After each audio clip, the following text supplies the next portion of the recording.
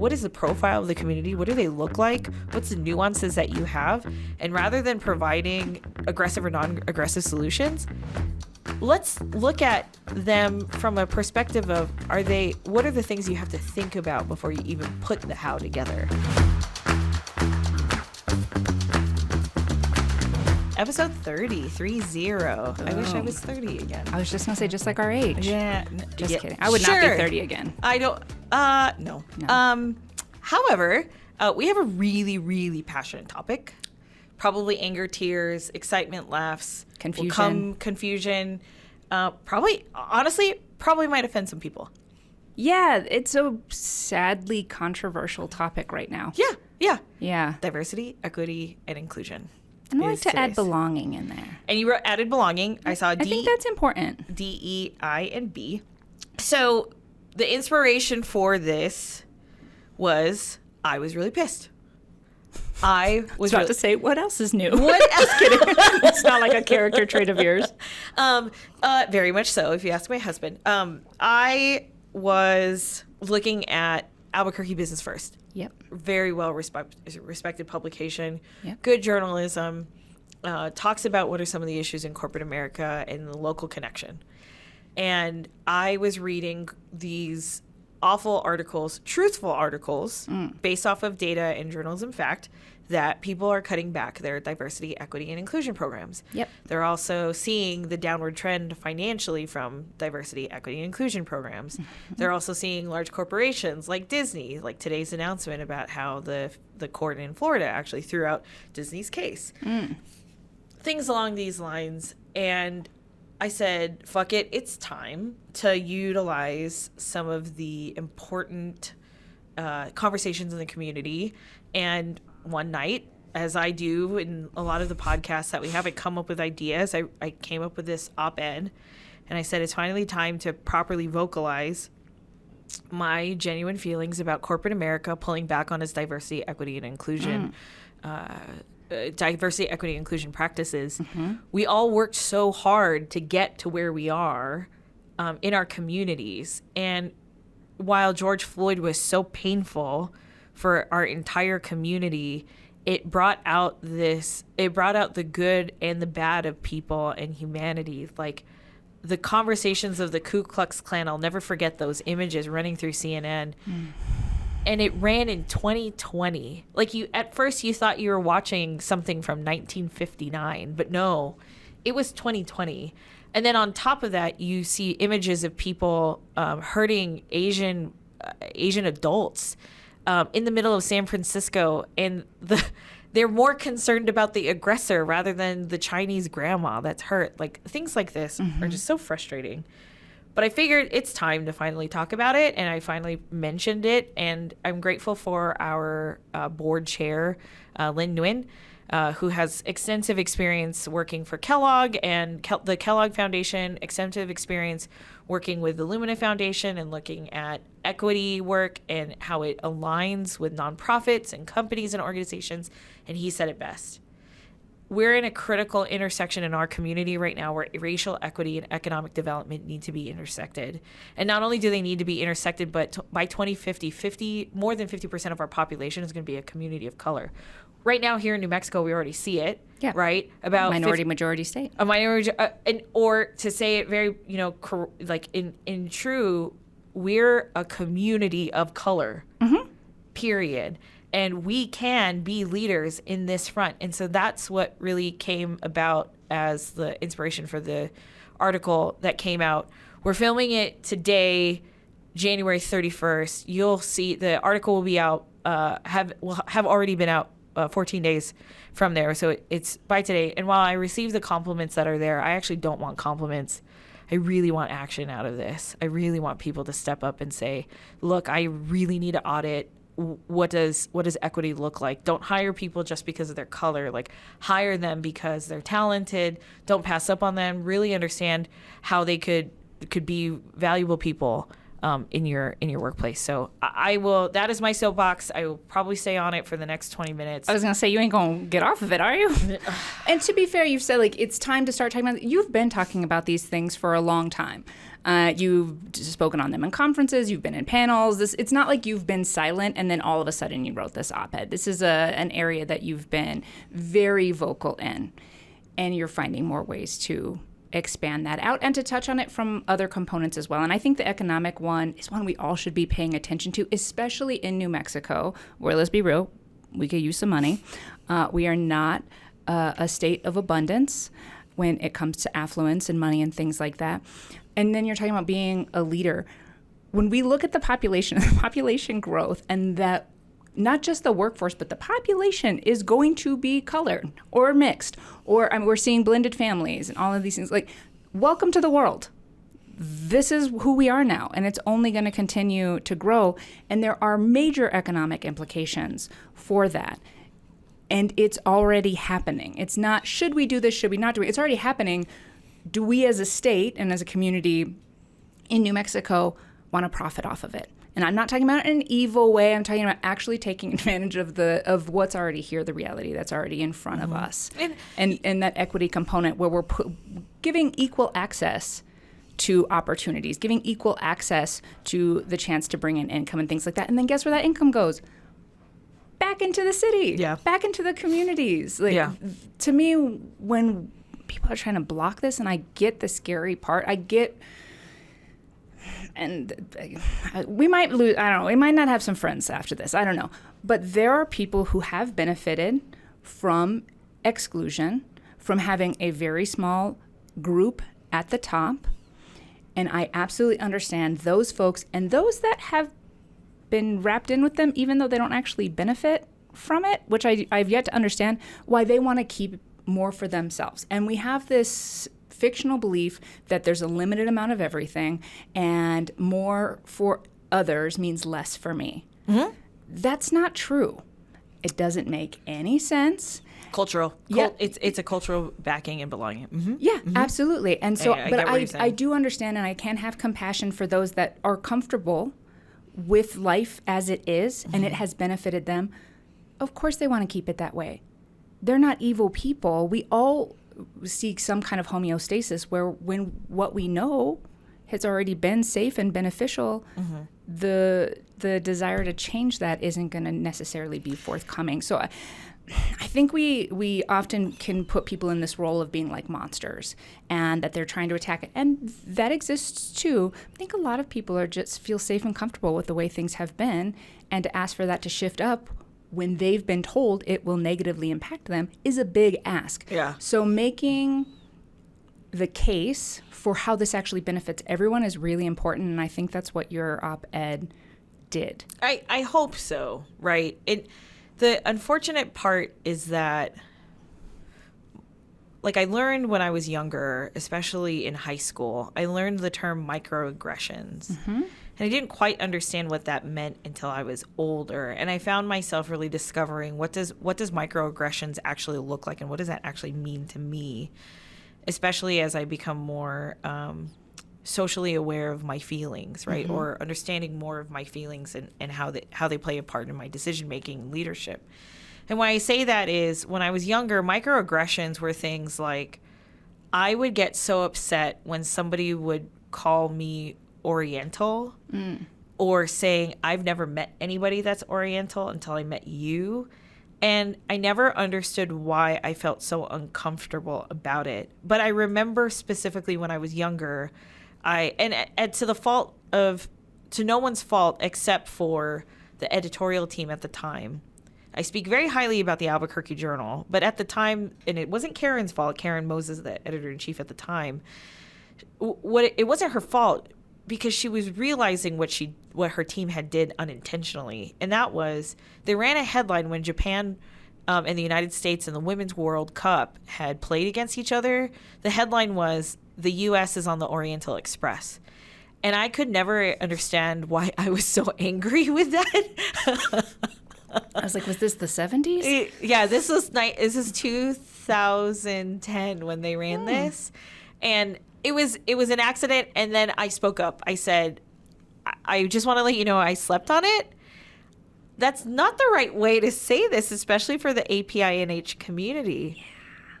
Fast forward during the Asian hate situation where people were being killed for being in their businesses, for being in their massage businesses. On a good note, the Journal calls me randomly and was like, how do we get this article interpreted in Cantonese and Mandarin? Because we want to make sure that the community understands how to keep themselves safe. And so we want to interpret this article. That's diversity, equity, and inclusion change.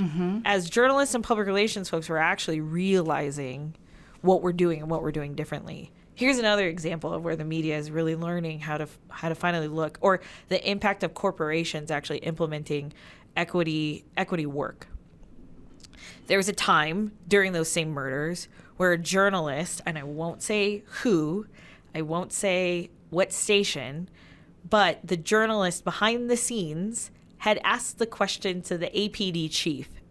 She asked, is it quite possible that these murders were a result because of prostitution, since this is so common in the community? I paraphrase it. But she made the assumption that because there was Asian people, which the chief disclosed, it was automatically prostitution. Prostitution is the right way. So equity work actually reframes the thought that, prostitution's actually sex workers and they're disadvantaged. And oh, by the way, they're victims. That's equity work. And then on top of that, making the assumption that all Asian businesses are, Asian massage businesses are results or by way of prostitution is actually incredibly dangerous. There are people that is their ticket to America on a worker's visa because the skill set of health and wellness and healing is their common trait, just like nursing, just like teaching, right? And so it was so here's the part that really made me livid. So my colleague who sent that to me, because she was there at the press conference, was like screaming at her for fucking good reason, defending the race. But the other part of it was the chief defended it really well. I was like, that's somebody's daughter that you're talking about. And then I spoke to or son or person. And I went to the general manager and I said, look, I don't think what decision you made or your newsroom made was the right decision. Can you look at this and say, did she make the right call asking the question? And he said, I looked at it and our news director, who is apparently related to a very famous civil rights attorney, and I asked the reporter and we felt like it was a warranted question. And I said, that's really disheartening to hear. And I think we're going to have to agree to disagree. Because you put the Asian community at risk again on top of what's already happening by asking the question. Yeah. That's not equity work. Okay, but here is my question back to that, because from a journalist standpoint, they're trying to get information from all different angles, right? That's fair. That's the goal, right? And it is true that there are some establishments that do. So human trafficking is a huge problem in the Asian community, without a doubt. And the outside view of that is these particular services at certain establishments. So to avoid that entirely also seems wrong. I don't think, yes, correct. Because what they also found afterwards was there are several human trafficking cases. I've seen it on the DC level. Yeah. But from an equity perspective, how would you talk about this in a way where it's more inclusive rather than exclusive to a community and spotlighting them in a negative light? I would say if this massage business was Black-owned or white-owned, the question would become, is there illegal activity going on in this business? And it could be a multitude of anything. It could be drugs. It could be robberies. It could be embezzlement. It could be any type of illegal activity. For sure. And yeah, human trafficking is obviously illegal. So asking the question, like, was there any illegal activity? Was there anything that could have caused a springboard effect, that like one illegal activity that led to this hateful crime? It could have been asked. Okay. And also, too, I think the chief had a really good point where he's like, I would have addressed it if it was actually a situation, but it was too early to tell. And oh, by the way, that's somebody's daughter that you're talking about, or family member you're talking about. So, the situation was really awful. But that's an example of looking at it from a different lens. Yeah. And a lot of people get really upset by saying, like, why do we have to go through the effort of going through this? There's no financial benefit, et cetera, et cetera.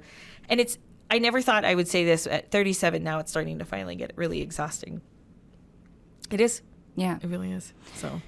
So assuming that not everyone is on the same page with what DEI and B stands for, what ESG is, give us a quick breakdown. What does ESG mean? Environmental, societal, governance. Okay, good. But it's also become another. Someone referred to it as a 4-letter word with 3 letters, ESG.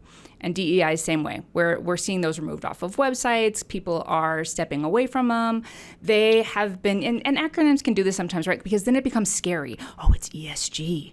Oh, this company, they do the ESG. Like, what is that? What does that mean? Well, it means they have actual policies laid out for how the company impacts the world around it, for how it commits to showing up for society and how it does that internally and externally. Why is that scary? That a company is exploring how the impact that it has on the world and then making conscious choice around how it wants to do that, both in its own walls and outside. I think this is a really good question that I would actually go back to what's in the beautiful brain of Jace Downey. How do people feel about change? Super scared. The brain hates it. Bingo. They don't like it. That's really what it is. Like, let's talk about our queen LT for a hot minute, Latricia Woods. We sat on a panel with her with O'Dwyer's PR, and she talked about what is the definition of allyship.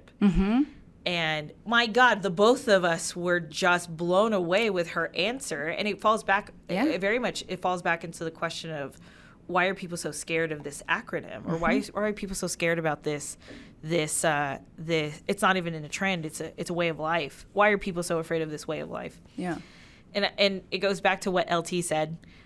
She said, y'all can't be a fair weather ally, right? What were some of the things that you took away from when she said that? Because being a fair weather ally, being a fake ally, like living the truth of it and not backing down from it, that's allyship, right? What did you take away from what she said? I kind of compared it to what I'm doing in my dating life right now, where the rule is... Oh, we went there. That's it, ready.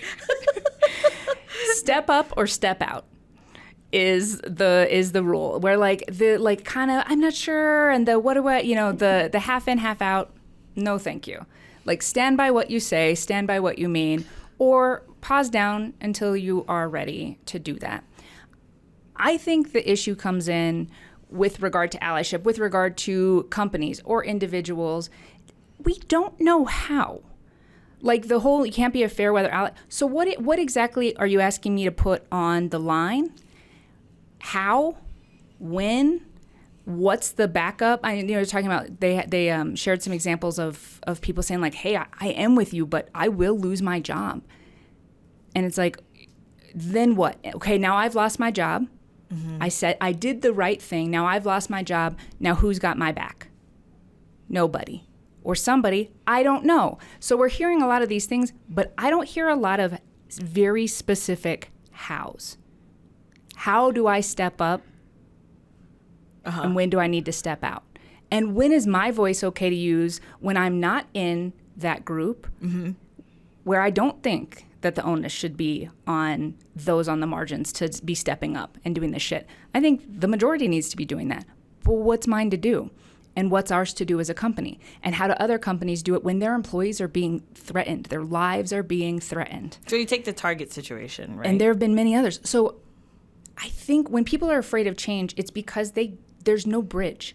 Okay, you want us to come here, and we're here. What's the bridge? Yeah, but there's very good point. Alligator-filled waters under there, or a big black hole. I don't know what's at the bottom of that. Is there a glass bridge that's going to be there when I take that first step? Like, I think we're missing a lot of really specific hows when we're talking about this for individuals and companies. So it's a good question. I like the metaphor of the bridge, because think about Selma. Selma was the bridge, right? That was a very dangerous bridge, though. So that might not. So, like, is that the bridge? They still did it. Of course. They still did it, and they marched, and look at the symbolism of that bridge nowadays, right? So going back to the how, it was funny. I was actually talking to a group yesterday about community ambassadors, a group of community ambassadors, and how they're serving their various different communities, which is the organization's version of a good, solid equity plan, right? Diversity equity plan. They go to faith-based organizations. They go to black groups, black people, black organizations, black neighborhoods, Asian groups. So it's Asian, Native, Hispanic, Black, and faith. There was a question of how as well. How do we do this? How do we do this proactively? And then what happens when a crisis happens and we have to do this reactively? And I gave them the 4-step RPIE plan. Sure enough, the person who's leading the strategic planning retreat had a goal, strategies, and tactics exercise for them ready to go over how do you bridge these gaps between the community. But when I was talking to them, and I'm going to pull up that particular presentation very, very quickly. When I was talking to them, one of the things that really resonated with me to mention was the fact that they say that they made a lot of moves and changes, but from their lens, they saw victims from a physical victim perspective. But I had to define exactly what a victim is. And I promise I'm going to get back to the how here in a minute. But here's one thing we all have to ask ourselves, the minority majority, what is the definition of a victim? And from the crisis communications I was working on, a victim is, or victimhood is, a self-designated state, self-sustaining and highly emotional, self-terminating.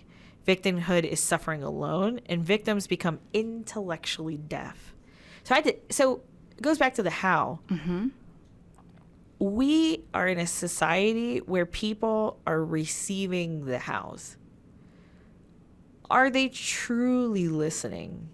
That's a very big question to ask, right? When a victim is so angry and they can't communicate their anger, how can they even communicate a how, right? And it's not a knock to what you're saying. Like, it's totally true. Yeah. How are we not bridging that? But we have to look at the psychological aspect or the communications aspect of this. It's like we can point and talk and yell and scream, but if nobody's listening, what are we doing this all for, right? But the question also becomes, should we even give up in the first place? No, right? So I thought that was really fascinating when you said the how, because everybody in the room thought they knew the how. But when I told them, hey, let's go back and let's look at the research, like research your community. Who are your 5 people that you would talk to in your community that you trust? What is the profile of the community? What do they look like? What's the nuances that you have?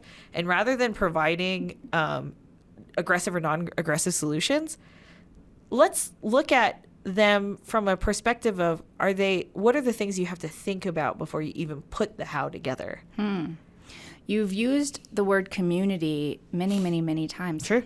Do you know that is a trigger word for a lot of people, and it is now perceived as there is a negative connotation with the word community? In what way? I've heard multiple, oh, I don't use that word. Oh, I don't like that word. Community. Yeah. Which brings another point with the listening coming from a place of anger. Now there are a lot of different rules. Words that are okay to use and that are not okay to use. Some groups it's okay, some it's not. And of course it's like, well, ask the person individually.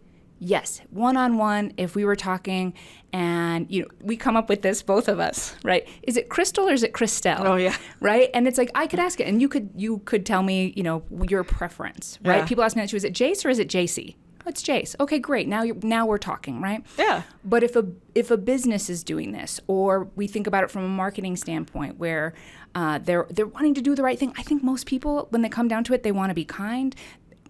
They want to show up well. They want that harmony with those around them. I honestly think that's true for the vast majority of people, and I think there's a lot of avoidance and silence because people are afraid of doing it wrong.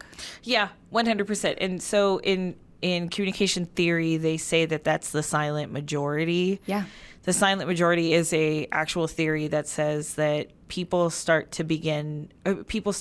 to silence themselves when they can't demonstrate their feelings. But the silent majority is starting to become a major seesaw. This is Kristelle's opinion. Yeah. Of course. The silent majority theory is starting to become a major seesaw, like a very volatile seesaw in our country right now. Case in point, we didn't realize that racism was so loud until that silent majority became the loud majority in the last several years. And that's when we all realized as well that people of color had their microaggressions over the years, that they were finally done and at their tipping point of being silent this whole time. And so when you start to see leaders, leadership, role models, movements, you start to see propaganda, false information, true information, good journalism, whatever that might be, you start to see these swing shifts of the seesaw, or these massive turns where the country is starting to be at a point where it's very unstable, right? We started to see that really during the era of George Bush and Al Gore with a 50-50 type of election. Now that's very common now. And before, there was a time where our country was very unified. It's not now. It's not, because there is no silent majority anymore. Well, and I would argue there's more ways to profit off of highly emotional people. 100%. There are, for sure, but that's definitely a conversation that we can have for another podcast. I just want to say this, like, I never thought in my mind that I would be a social justice warrior. That's not what I want to be. That's not what this podcast is about. I just hope that whoever's watching today will look at this and say, like, success means really looking at the things that bring diversity into your life. I always embraced being the different kid in the room. And I hope that somebody takes something away from this podcast, not just like the cute hair and makeup that we wear. Like, I really hope that they take away from this. It's like, we as a company have been really successful because we put diversity in our core values. And I hope somebody can replicate that and be incredibly successful on their own because of it. So. Well, and I'll throw that even from a biological standpoint. As humans, we're only alive because of diversity. It's when we talk about success, like, diversity is absolutely needed. One of the things when I'm working with people for self-mastery, I talk about diversifying your time portfolio. Yeah. If all you do is work, it's not a happy life. No. If all you do is play, it's going to be hard to have a successful life. If it's, not enough focus on family. And so, like, having that mix of activities and energy spent results in success. And we see that with diversity in every area. Things only get better. In a country that is obsessed with more. I am always shocked to find people fighting so fucking hard for less. Diversity means more everything for everyone. Inclusion, we're bringing more in. Why are we fighting so hard to have less? That's a really great way to wrap up our episode. It's a really great way to wrap up our episode. So thanks for joining us on Stories, Success, and Stuff. We have a special guest that we're really, really excited about. You want to talk about her really quickly? We are bringing in, and if you've been following us for a while, you'll remember a mention of her from our episode on mentors. If you missed that, check that out between this week and next, because we are bringing on the incredible Wendy Irwin, my mentor, now a very good friend, and one of the most powerful coaches I've ever encountered when it comes to authentic living and leadership. She's like, forget the box. So far out of the box is gone. The box doesn't even exist anymore. That's awesome. She's so fucking cool. So I hope y'all will join us next week for Wendy Irwin. And I'll tell you, it's an honor to meet her. I'm really excited about this episode. But thanks for joining us. If you enjoyed today's episode, don't forget to subscribe to us on YouTube or on your favorite podcast channel. Don't forget to follow us on your favorite social media channel or visit us at Siarza.com. We're so grateful for you to be here. This is Jace. I'm Kristelle. And thanks again for another episode on Stories, Success, and Stuff.